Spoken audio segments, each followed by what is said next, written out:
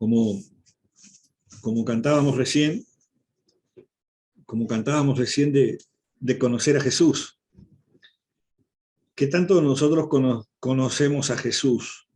Si yo les preguntara a ustedes, ¿qué tanto conocen a Jesús?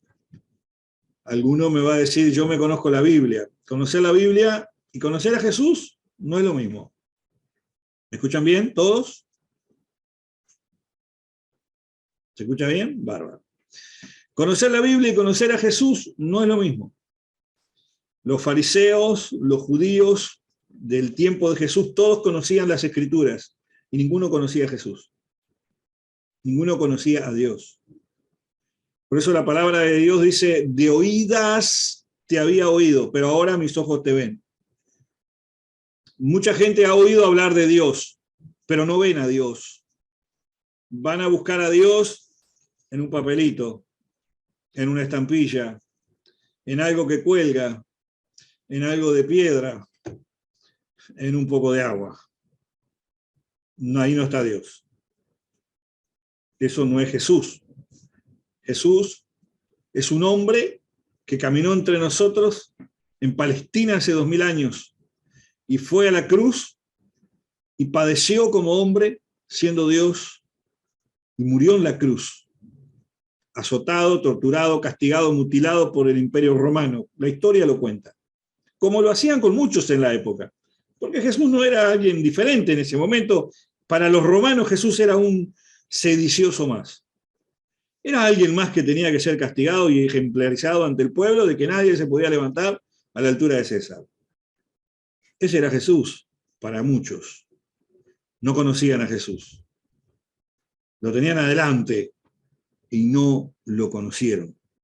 Lo tuvieron enfrente, escucharon su voz, palparon su piel, tocaron su mano, tocaron su carne, tocaron sus dedos, tocaron su pelo, sintieron su sudor, sintieron su respiración, su llanto, su risa, sus momentos de alegría en las bodas, en las fiestas, en las celebraciones, pero no conocieron al Dios que estaba en Jesús. No conocieron al Salvador del mundo. No lo conocieron. Y hoy mucha gente vive su vida de cualquier manera, creyendo que tiene una relación con Dios y que no la tienen en realidad, porque tienen una relación con una idea de Dios o tienen una relación con una imagen de Dios. La palabra de Dios en los 10 mandamientos dice, no os hagáis imagen de nada que haya en el cielo o en la tierra o debajo de la tierra, ni en las aguas ni debajo de las aguas.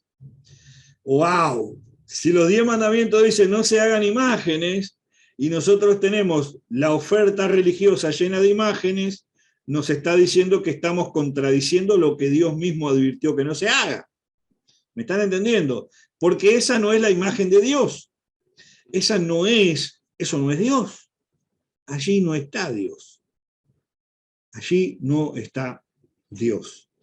Ese mismo Jesús que un día, como les decía recién, tuvo ese encuentro con la humanidad, ese encuentro con las personas de su época, murió en esa cruz y allí también fue sepultado, pero al tercer día él resucitó y cambió la historia de la humanidad para siempre.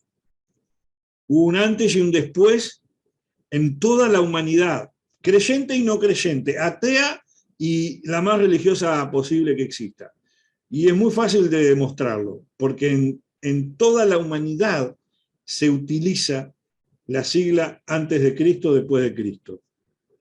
Marcó la historia de tal manera, es una sola persona, marcó la historia de tal manera que cambió la humanidad para siempre. Cambió la concepción de la vida, cambió la concepción de nosotros mismos, cambió la concepción de la religiosidad, cambió la concepción de la fe. Ese es Jesús. Entonces necesitamos conocer a ese hombre, caramba. Necesitamos conocer a esa persona que fue capaz de transformar todo el universo, que fue capaz de convertir a un asesino romano, ¿verdad?, en un apóstol más devoto, en un asesino romano, porque era romano, y judío porque era judío, y hasta griego. Como fue el apóstol Pablo, como uno de los estandartes y punta de lanza más grande de la historia del cristianismo conocido. ¡Wow! ¡Ese es Jesús! Ese Jesús. Iba un día Saulo, allí respirando aires de muerte, Dice la palabra de Dios allí que iba Saulo caminando, y un día se le aparece el camino a Damasco y se le aparece allí el Señor. Y el apóstol Pablo, en ese momento, Saulo de Tarso, el asesino, asediador de la iglesia, que mataba a los apóstoles, que mataba a los evangelistas, que mataba a los que creían en Jesús, ¿verdad? Ese hombre cayó de rodillas y le dijo Señor al mismo Jesús. Y Jesús le dice, ¿por qué me persigues? ¡Wow! Esos encuentros que nos llevan al conocimiento del Dios verdadero. Ese encuentro con Jesús cambia la vida.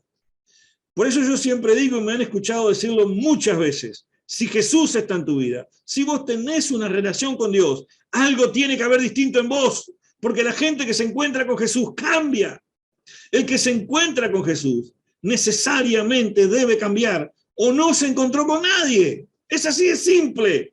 Todos los que se han encontrado con Jesús cambiaron. La humanidad se encontró con Jesús, cambió la humanidad y la percepción para siempre. Los hombres que se han encontrado con Jesús cambiaron sus vidas para siempre. Cambiaron sus vidas para siempre. Y como Jesús es imagen de Dios, él decía, el que me ve a mí, ve al Padre. Cuando el Padre se encontraba con el hombre, cambiaba la vida del hombre. Y nosotros tenemos allí hombres comunes y corrientes, como Moisés, como Elías, como Eliseo, como David, como cuantos otros, que cuando tuvieron un encuentro con el Espíritu de Dios, cuando tuvieron un encuentro con Dios, su vida cambió para siempre. Y transformaron naciones, transformaron pueblos, transformaron historias de vida. Necesitamos ese encuentro con el Señor. Yo quiero invitarlos a que tengan ese encuentro con el Señor, a que anhelen ese encuentro con el Señor cada día como algo muy importante. ¿Es importante la televisión? Sí, la televisión viene una tormenta eléctrica y se la quemó y adiós, 20.000 pesos a la basura. ¿Qué me importa los 20.000 pesos de la televisión? Porque Dios me puede dar 10 televisiones nuevas, Dios puede parar la tormenta. Dios tiene control de todas las cosas. El tema está, ¿qué es si yo tengo el control de mis prioridades? Porque si para mi prioridad es algo ajeno a Dios, acuérdese lo que le digo, esa prioridad se convierte en Dios. Y Dios no acepta a dioses ajenos. En poco tiempo eso va a desaparecer de su vida. O usted se aleja de Dios. Lea la Biblia, está escrito en la Biblia, no son inventos míos. Cuando usted busca la imagen de Dios y no a Dios, la imagen de Dios está condenada por los 10 mandamientos. Cuando usted ocupa el lugar de Dios en otra cosa, eso se convierte en idolatría, eso se convierte en su ídolo, eso se convierte en su imagen de Dios, eso se convierte en lo que para usted es más importante en ese momento. Y si en ese momento lo más importante no es Dios, eso se convierte en Dios. Y si se convierte en Dios, es idolatría. No se hagan imagen de nada en la tierra, de lo que hay en el cielo, de lo que hay en el cielo, de lo que hay en el cielo. O sea, no hagamos imagen de Dios en ningún lado. O sea, esto no puede ser Dios. El vasito de agua, la maderita, el yeso, la estatuilla, eso no es Dios. Ahí no está Dios. Ahí no hay un encuentro con Dios. Si el tiempo que yo tengo que dedicarlo a Dios lo dedico a otras cosas, eso se convierte en imagen de Dios. Eso se convierte en idolatría y está condenada por Dios. ¿Cuál puede ser el resultado? Nefasto, negativo, malo. ¿Cuántos queremos la bendición de Dios? Todos queremos la bendición de Dios. Todos queremos prosperar. Todos queremos avanzar. ¿Quién no quiere prosperar? ¡Wow! Queremos prosperar, queremos salir adelante, queremos avanzar, queremos tener éxito en la vida, queremos tener buena salud, queremos tener buenas relaciones, queremos lo mejor de lo mejor. ¿Y por qué no vamos a buscar lo mejor de lo mejor en Dios, que es dueño de todo? Y en vez de ir a Dios, vamos a accesorios terceros o accesorios terciarizados. Vamos a otras cosas. Vamos a otras cosas.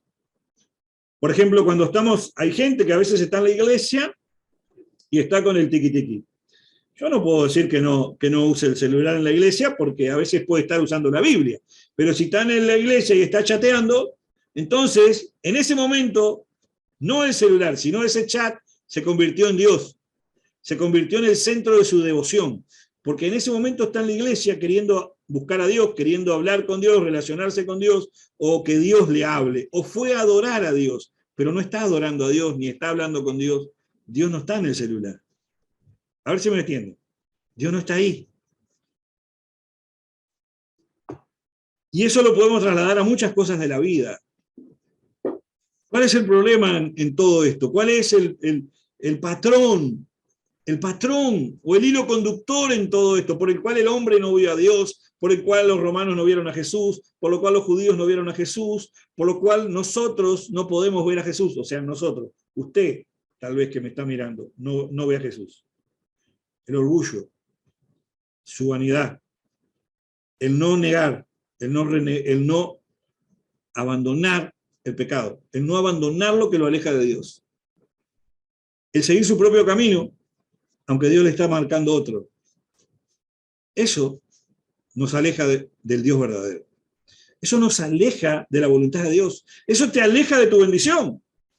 Te aleja de tu bendición. Después, los que ven el video me pueden dejar los comentarios, mandar correos, cuestionen todo lo que quieran, no hay problema. Yo le voy a dar las explicaciones bíblicas sin problema ninguno. Vamos a Segunda de Crónicas, capítulo 7. Segunda de Crónicas, capítulo 7. Segunda de Crónicas, capítulo 7.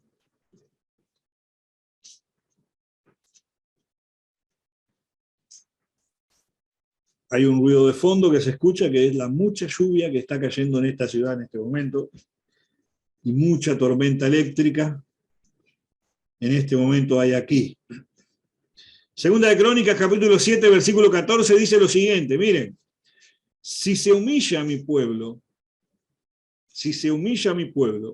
sobre el cual mi nombre es invocado, y oran, y buscan mi rostro, y se convierten de sus malos caminos, entonces yo oiré desde los cielos, perdonaré sus pecados y sanaré su tierra. ¿Escucharon? Tremendo. Tremendo. El hombre quiere buscar a Dios, el hombre quiere ver a Dios, el hombre quiere la bendición de Dios, el hombre quiere la prosperidad, quiere el éxito, quiere avanzar en la vida, lograr muchas cosas. Sin Dios. Sin Dios. Hay dos clases de hombres.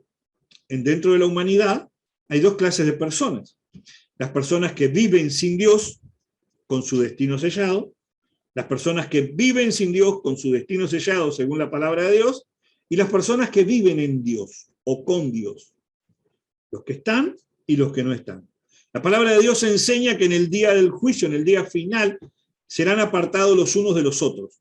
Por un lado irán todos aquellos que negaron a Cristo, todos aquellos que no tienen a Dios en sus vidas. Y por el otro lado, todos aquellos que sí tienen a Dios en sus vidas. Unos irán para castigo eterno y los otros para la gloria eterna. Eso es lo que dice y enseña la palabra de Dios. Muy bien, continuamos. Queremos lograr todas esas cosas, pero a veces no sabemos por qué no funciona. Usted va a la iglesia, usted de pronto no falta nunca, colabora con sus ofrendas, colabora con sus diezmos, colabora con alguna tarea en la iglesia, yo qué sé. Lo que usted haga, está bárbaro, está bien. Pero cuando yo llevo mi vida dentro de la iglesia, o llevo mi vida, entre comillas, siendo creyente, pero no humillo mi vida, no me humillo ante Dios. ¿Qué es humillarme ante Dios? ¿Qué es humillarme ante Dios? ¿A quién le gusta ser humillado? Silencio absoluto, y a nadie le gusta ser humillado. Pero Dios no dice que nos humillemos delante de los hombres. Dios dice que nos humillemos delante de Él. Si se humillare mi pueblo, nosotros necesitamos humillarnos a Dios. ¿Y qué es humillarnos a Dios? Es reconocer que sin Él no somos nada. Es reconocer mi dependencia absoluta de Dios. Como dice la palabra, reconócelo en todos tus caminos. O sea, yo decirle, yo tengo lo que tengo, el éxito que tengo en la vida, las cosas buenas que me van en la vida, porque Dios me lo ha dado. Eso es humillarme delante de Dios. He logrado cambiar la moto, he logrado lindos viajes, he logrado prosperar, porque Dios me lo ha permitido. No me falta el trabajo en momentos de vaca flaca, porque Dios me lo ha dado. Eso es humillarme ante Dios, no porque yo me lo merezca. Yo me pongo a mí en un segundo, en un tercer, en un cuarto plano, y pongo a Dios bien arriba en todas mis declaraciones. Primera situación, la humillación empieza ahí, en mi corazón delante de Dios, en reconocer que todo lo tengo por Él y para Él. Pero muy claro la palabra de Dios cuando dice sobre el cual mi nombre es invocado. Le habla a la iglesia, le habla a los creyentes, no le habla a los incrédulos. Porque los incrédulos no invocan el nombre de Dios. Los incrédulos no invocan el nombre de Dios. Pero una cosa es invocar el nombre de Dios y otra cosa es actuar en consecuencia. ¿Qué pasa cuando yo hablo con el rey? El rey, yo me acerco a él y ustedes, fíjense, en la corte, para llegar al rey vos tenés que hacer un montón de protocolos. La sangre de Jesús, el sacrificio que Jesús hizo en la cruz, eliminó todos esos protocolos y ahora yo llego al rey directamente. Como dice el apóstol Pablo, acerquémonos pues confiadamente al trono de la gracia. Ahora podemos acercarnos al Señor confiados, confiados sin importar que hayamos fallado. Hemos fallado a Dios, le hemos desobedecido, le hemos ofendido, hemos errado el camino. Sí, Señor, perdónanos. Y Él nos perdona. Nos volvemos a su presencia y Él nos levanta, nos restaura, nos da oportunidades. Pero fíjense que hace una diferencia entre el resto de las personas y algunos, porque a algunos Él dice, y los que buscan mi rostro, dice, busquen mi rostro y conviértanse de sus malos caminos. Entonces yo iré.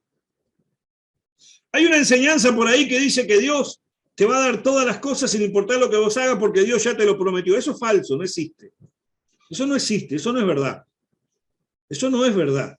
Hay una bendición eterna sobre toda la humanidad que no va a cambiar. El sol, la luna, las estrellas, la lluvia, el viento, la naturaleza que crece y se desarrolla, vive y muere, la vida, la muerte, la alimentación, que no falte el agua, que no falte la comida en todo el universo, en todo el planeta. Eso está como promesa y es bendición de Dios. Eso no va a cambiar. Pero su bendición y mi bendición muchas veces, la gran mayoría de las veces, va a depender de que usted y yo cambiemos nuestras actitudes. Si nosotros no cambiamos nuestras actitudes, estamos impidiéndole a Dios bendecirnos, porque nosotros no somos de afuera, nosotros somos de adentro, nosotros no somos cualquiera, nosotros somos los que conocemos a Dios, los que nos relacionamos con Dios, los que hemos reconocido que Jesús es el Señor. Entonces, si yo reconozco que Jesús es el Señor, estoy en la lista de esta que dice acá, sobre el cual mi nombre es invocado. Soy parte de ese pueblo que invoca el nombre de Dios cada día.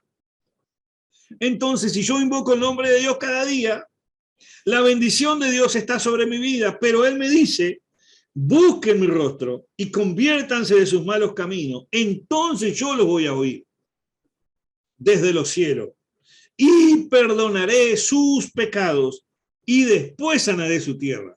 Fíjense que hay un orden. Usted va a decir, pastor, usted me está hablando de la ley, usted me está hablando del Antiguo Testamento, eso ya pasó, eso es historia antigua, eso era en el tiempo de los sacerdotes, era en el tiempo de los sacrificios y de los pactos, todo bien. La palabra de Dios dice que Dios no cambia. O sea que el principio de eternidad, el principio del reino de Dios no cambia. Para Dios lo bueno es bueno y lo malo es malo y no va a cambiar nunca. El pecado para Dios va a seguir siendo pecado. El orgullo va a seguir siendo orgullo. Y el yo no cambiar de actitud cuando estoy en un camino equivocado es orgullo. Y el no cambiarlo, el no significa no humillarme. Cuando yo me humillo, yo rindo mi voluntad. Yo rindo lo que a mí me parece, lo someto a la voluntad de Dios, lo someto a la palabra de Dios y cambio. Comienzo a dar los primeros pasos. Queremos bendiciones de lo alto y a veces no las alcanzamos porque no damos los pasos correctos. Queremos que Dios nos alcance y cambie nuestras situaciones y no damos los pasos correctos. Vamos siempre tras lo que a nosotros nos parece. Nuestro corazón es engañoso. El corazón del hombre es engañoso. Es lo más mentiroso que hay sobre el ser humano. La propia Biblia. Dios mismo dice, lo más mentiroso que tiene el hombre es su corazón. Lo más engañoso que hay en el ser humano es el corazón. Y a veces vamos tras el corazón. Acuérdense cuando lean mi libro, que voy a hablar de esos temas. Nosotros necesitamos escuchar la voz de Dios y rendir nuestra voluntad a su voluntad. Eso es humillarnos. Eso es humillarnos. Entonces allí yo empiezo a cambiar mis actitudes. Por eso el apóstol Pablo dice, el que robaba ya no robe más y ahora trabaja y produzca. Y encontramos una lista muy grande de consejos en cuanto a esto. Queremos ser prosperados, queremos ser sanados. ¿Cuántos años a veces estamos cargando, o usted está cargando con una enfermedad y va a la iglesia y oran y le ponen las manos, ¿verdad? Y le ungen y incluso algunos hacen pactos y otras cosas más, ¿verdad? Las cuales yo en lo personal no estoy muy de acuerdo. Y la sanidad no llega. ¿No será que llegó el momento de rendir lo que a mí me parece a la voluntad de Dios para que Dios sane nuestra tierra? Para que Dios perdone nuestros pecados.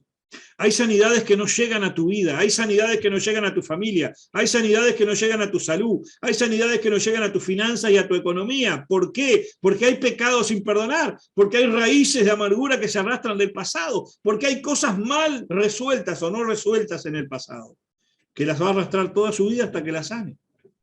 Es hora de detenernos, hermanos.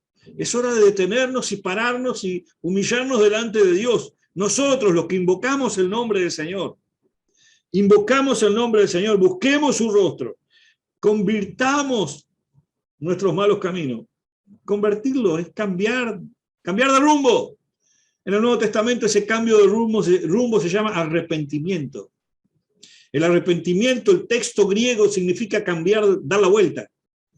Dar la vuelta, si usted iba para el este, ahora va para el oeste. Si usted tenía esa conducta de vida, esa manera de ser, esa intemperancia, esa agresividad, de pronto decir malas palabras, insultar, agredir, pegar, golpear, mentir, cambie de actitud y haga exactamente lo contrario. Vaya a Dios, arrodíllese delante del Señor, pídale perdón, humíllese delante del Señor, dígale, Señor, pon tus caminos en mis caminos, pon tu palabra en mi corazón, pon tu palabra en mi boca.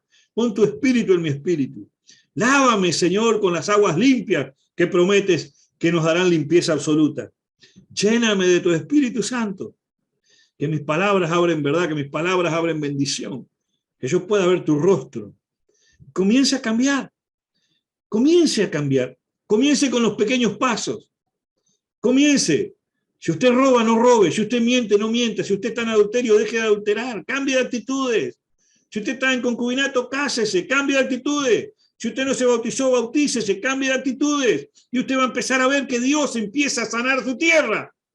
Pero pastor, eso es del Antiguo Testamento. Pero vamos al Nuevo. Hechos de los Apóstoles, capítulo 3, versículo 19. Hechos de los Apóstoles, capítulo 3, versículo 19. La iglesia cristiana, la primera iglesia que se levantó luego de la resurrección, enseñaba lo siguiente. Así que arrepentidos